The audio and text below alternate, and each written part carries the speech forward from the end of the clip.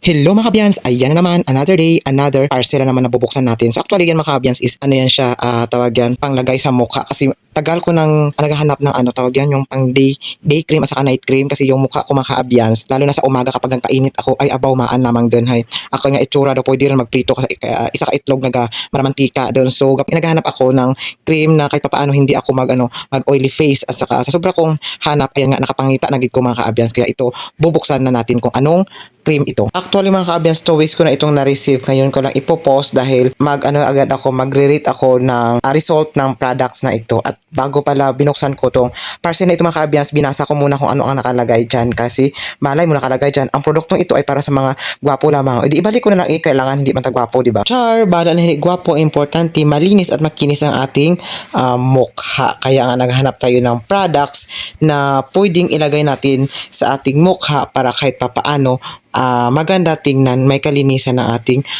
pagmumukha, di ba? So ayun na mga kabyas, sa buksan ko na. So actually ang products na ito mga kabyas is kompleto yan siya or set na yan siya. Marami pa yan siya mga kabyas, pero yung pinili ko lang is itong day cream at saka night cream kasi para sa akin medyo pricey na yan siya. Worth 400 plus kasi itong night cream at saka day cream. Medyo pricey na sa akin yan mga kabyas, pero hindi ko alam kung sa inyo namamahalan ba kayo yan. Basta ako medyo pricey na yan sa akin kasi nga almost 100 pricey na yan sa akin. So, well recommended ko itong products na ito mga kabyans. So, almost 2 weeks na akong gumagamit niyan at saka medyo nakikita ko na yung effect niya sa mukha ko kahit papaano. Kapag sa umaga mga kabyans, yung color blue yan, pang day cream at saka yung isa pang night cream naman siya. So, maganda talaga mas especially itong day cream kasi kapag makita mo yung mukha ko, akala mo oily siya pero kapag hinawakan mo hindi naman. Parang sinasabi nilang glass skin. Wow, charot. Pero totoo mga kabyans, parang siya, kapag matagal pa itong gamit mo, magkakaroon na talaga ng glass skin ka mga ka-Abians. And then nakakawala rin siya mga dark spot ng mga pimples.